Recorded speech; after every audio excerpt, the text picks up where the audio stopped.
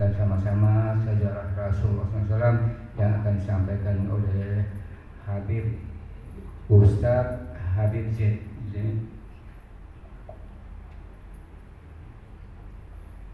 Kepada beliau waktu sebenarnya kami persilakan.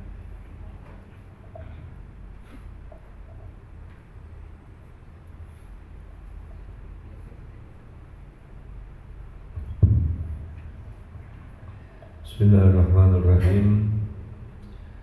Assalamualaikum warahmatullahi wabarakatuh. Alhamdulillahirabbil alamin. Wassalatu wassalamu ala asyrafil anbiya'i wal mursalin Sayyidina wa nabiyina wa maulana Muhammad wa ala alihi wa sahbihi ajma'in.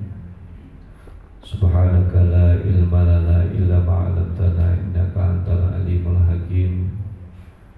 Rabbi shrah li sadri wa yassir li amri wa hlul 'uqdatam min lisani yafqahu qawli bi jahin nabi wa ali amma ba'd. Hadratul hadirin hadirat jamaah salat subuh Masjid Agung Al-Falah yang dirahmati oleh Allah Subhanahu wa taala. Alhamdulillah, kita bersyukur kehadirat Allah Subhanahu wa ta'ala atas karunia kenikmatan yang tak terhingga sehingga kita semua bisa hadir di tempat yang mulia ini, tempat yang mengantarkan kita untuk menjadi penghuni surganya Allah Subhanahu wa ta'ala.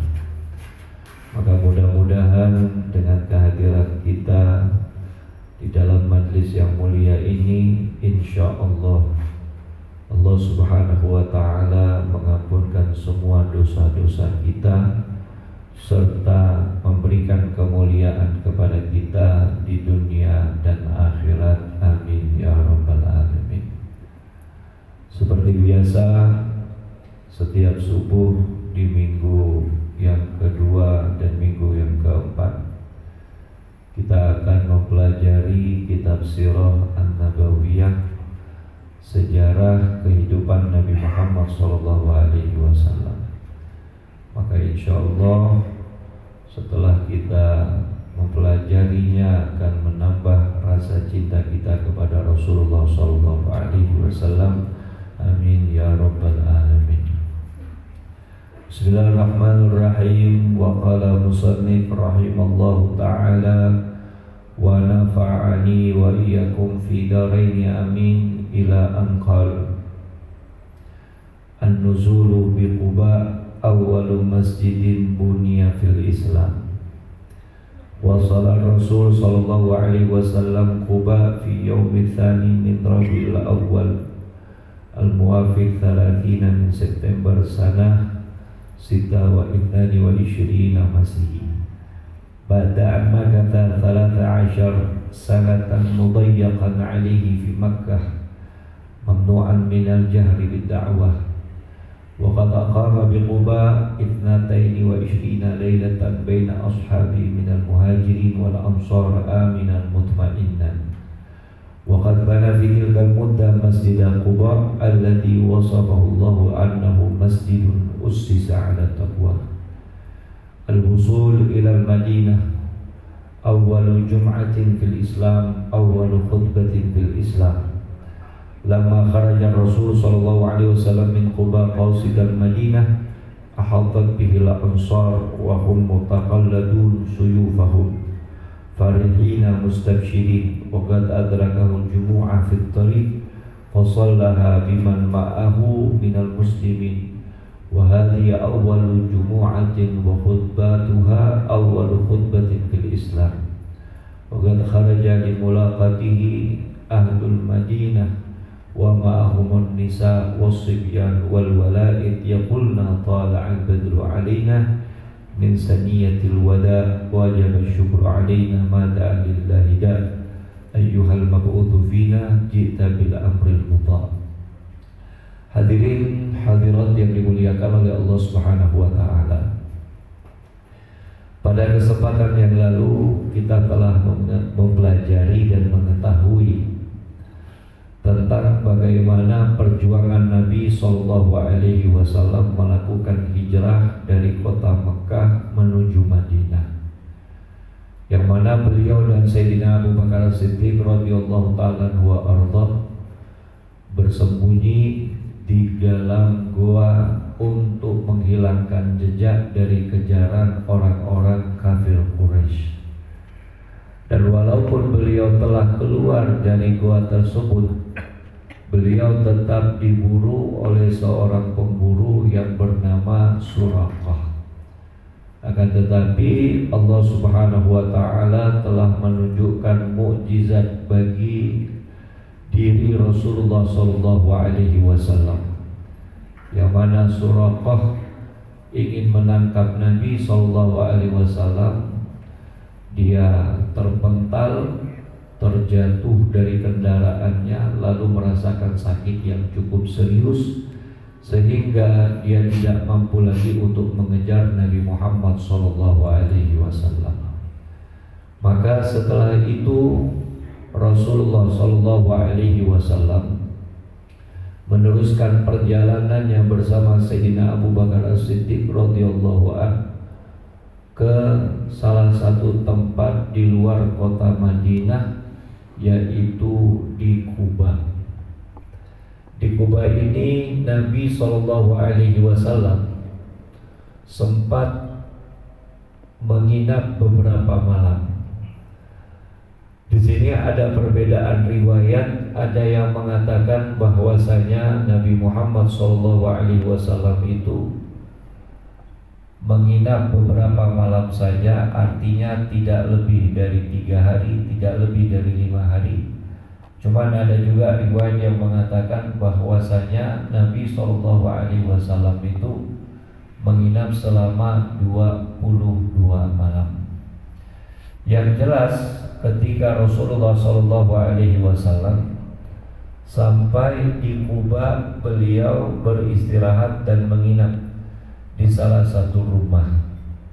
Lalu kemudian beliau berniat ingin membangun masjid sebagai tempat ibadah bagi para sahabat, sebagai tempat untuk berkumpul bersama para sahabat. Jadi masjid yang pertama kali dibangun oleh Rasulullah SAW adalah Masjid Quba. Masjid tersebut dibangun dalam proses hanya beberapa hari saja, selama Nabi Muhammad SAW tinggal di Quba. Maka oleh karena itu kita harus tahu bahwasanya Masjid Quba ini memiliki sejarah yang begitu besar. Salah satunya adalah masjid yang paling pertama dibangun oleh Nabi SAW, sampai Allah Subhanahu wa ta'ala mengabadikan satu firman-Nya di dalam Al-Qur'an, la masjidun ussisa 'ala taqwa. Masjid yang terbangun atas dasar ketakwaan itu adalah Masjid Quba. Dan kita tahu sendiri, pembangunan di zaman dulu tentunya beda dengan pembangunan di zaman sekarang. Pembangunan di zaman dulu hanya menggunakan material-material seadanya saja, batu, pasir, lalu kemudian beberapa kayu, beberapa dahan kurma, dahan pohon kurma yang dijadikan sebagai atap, seperti itu saja. Ya, karena nanti di dalam kisah selanjutnya ketika Nabi SAW sudah berada di kota Madinah, ada rencana busuk dari orang-orang munafik itu untuk menandingi Masjid Quba dengan dibangunnya Masjid Dirar. Tujuan dibangunnya Masjid Dirar oleh orang-orang munafik itu tidak ada lain untuk memecah belah kesatuan dan persatuan umat Islam. Tapi akhirnya masjid tersebut dirobohkan, dihancurkan oleh para sahabat Nabi Muhammad SAW. Maka setelah beberapa hari beliau sudah berada di Quba, lalu kemudian membangun sebuah masjid, maka bergeraklah Nabi Muhammad SAW dan Sayyidina Abu Bakar As-Siddiq untuk masuk ke kota Madinah. Di kota Madinah sendiri, telah menunggu banyak orang untuk menyambut kedatangan Nabi SAW. Bukan hanya dari kalangan para sahabat yang sudah hijrah sebelumnya, tapi orang-orang Ansor yang sudah Islam semenjak Nabi SAW itu berada di kota Mekah, mereka pun dengan gembira dan sukacita menyambut kedatangan Nabi SAW. Maka awal masuk Rasulullah SAW di kota Madinah ini juga ada perbedaan pendapat dari ulama ahli sejarah. Ada yang mengatakan bahwasanya masuknya Nabi SAW di kota Madinah itu adalah di hari kedua dari bulan Rabiul Awal. Cuman ada juga yang mengatakan, dan ini adalah yang paling sahih menurut pendapat ulama, masuknya Nabi SAW di kota Madinah adalah pada malam ke-12 dari bulan Rabiul Awal. Maka harus kita ketahui bahwasanya hijrah Nabi SAW itu bukan di bulan Muharram, tapi hijrahnya Nabi SAW itu di bulan Rabiul Awal. Adapun di bulan Muharram, Nabi SAW mendapatkan perintah dari Allah agar menyampaikan perintah hijrah kepada para sahabat-sahabatnya. Dan mulailah para sahabat Nabi SAW itu melakukan hijrah ke kota Madinah dari bulan Muharram. Hadirin yang dimuliakan oleh Allah Subhanahu wa Ta'ala, sukacita dari masyarakat Islam yang ada di kota Madinah menyambut Nabi SAW itu sangat luar biasa. Sampai mereka itu selalu menanti-nanti menaiki beberapa pohon kurma untuk memastikan apakah Nabi SAW itu sudah mendekati Madinah atau belum. Dan ketika Rasulullah SAW masuk, beliau disambut oleh beberapa anak kecil, beberapa wanita, dan juga tentunya dari kalangan para sahabat Nabi SAW dengan mengatakan tala'al badru alaina min saniyatil wada. Mereka senang menyambut Nabi SAW karena Rasulullah SAW itu merupakan sosok manusia yang paling ditunggu keberadaannya.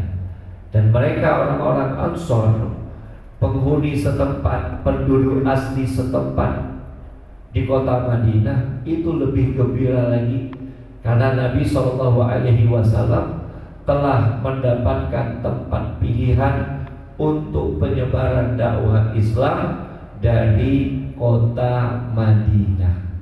Maka para hadirin yang dimuliakan oleh Allah Subhanahu wa Ta'ala, tadi dikatakan di dalam kitab ini bahwasanya Rasulullah SAW telah berdakwah dengan dakwah yang bersusah payah. Di saat beliau itu berada di kota Mekah selama 13 tahun lamanya. Walaupun Nabi SAW sudah mendapatkan perintah-perintah dalam ibadah, begitu juga perintah-perintah dalam menyampaikan dakwah, tapi tidak semudah yang dikira baik oleh Nabi SAW dan juga oleh para sahabatnya. Karena berapa banyak perlakuan-perlakuan yang tidak baik dari orang-orang kafir Quraisy, tindakan-tindakan yang tidak baik dilakukan oleh orang kafir Quraisy kepada Nabi SAW. Maka kemudian para hadirin rahimakumullah, Nabi SAW ketika ingin masuk di Madinah, ada yang mengatakan beliau melaksanakan ibadah sholat Jumat, dan itu adalah Jumat pertama yang dilakukan oleh Nabi SAW beserta para sahabatnya. Di sini juga ada perbedaan pendapat dari para alim ulama. Ada yang mengatakan bahwasanya sholat Jumat itu sudah diperintahkan oleh Allah Subhanahu wa Ta'ala dari awalnya Nabi SAW mendapatkan perintah sholat ketika pelaksanaan Isra wal Mi'raj, dan itu berlaku di kota Mekah. Akan tetapi Nabi SAW tidak bisa melakukan ibadah sholat Jumat karena jumlah umat Islam pada saat itu sangat sedikit, dan kekuatan umat Islam itu sangat jauh sedikit dibandingkan dengan kekuatan orang-orang kafir Quraisy. Maka dapat kita ketahui, semenjak Rasulullah SAW mendapatkan perintah sholat, begitu juga para sahabat Nabi SAW, mereka itu tidak melaksanakan ibadah sholat secara berjamaah. Sholatnya sendiri-sendiri, karena mereka ingin menjaga keselamatan diri mereka sesuai petunjuknya Nabi SAW. Namun ketika mereka berada di Madinah bersama Nabi SAW, barulah mereka itu bisa melaksanakan ibadah sholat secara berjamaah, sama halnya dengan pelaksanaan ibadah sholat Jumat.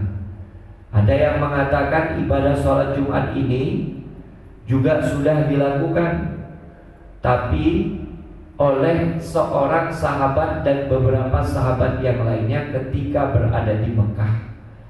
Tapi ada pendapat yang lain mengatakan bahwa pelaksanaan ibadah sholat Jumat yang pertama kali itu dilakukan oleh Nabi SAW ketika Rasulullah SAW berada di kota Madinah, dan jumlahnya pun tidak banyak, dan yang menyampaikan khutbah adalah Nabi kita Muhammad SAW. Makanya Bapak Ibu sekalian, mungkin yang udah pernah sampai di kota Madinah, ada satu masjid yang namanya Masjid apa Pak? Masjid Jum'ah. Itu menjadi tempat yang pertama Nabi SAW melaksanakan ibadah sholat Jumat. Diabadikan, kemudian dijadikan sebagai masjid. Ya. Kemudian apa hikmahnya para hadirin? Ada beberapa hikmah yang bisa kita petik.